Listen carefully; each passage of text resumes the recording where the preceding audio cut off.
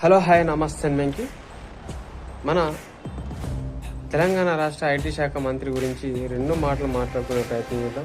మన భూపాలపల్లి జిల్లాలోని మంత్రి నియోజకవర్గంలో మన ఐటీ శాఖ మంత్రి అధికారం రాకముందు ఒక విధంగా, అధికారం వచ్చినాక ఒక విధంగా ఉండడం జరుగుతుంది.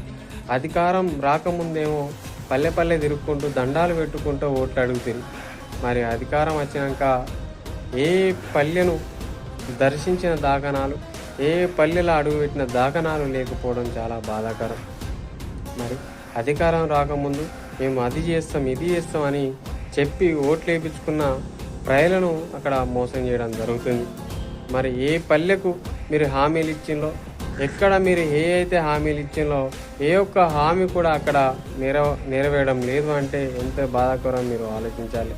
ఇప్పటికైనా అక్కడ ఉండే ప్రజలు వాస్తవాలు ఏంది, అవాస్తవాలు ఏంది అనేది తెలుసుకునే ప్రయత్నం చేయాలని ఈ సందర్భంగా తెలియజేసుకుంటూ మేము థ్యాంక్ యూ. నా ఛానల్ లైక్ చేయండి, షేర్ చేయండి, సబ్స్క్రైబ్ కొట్టండి.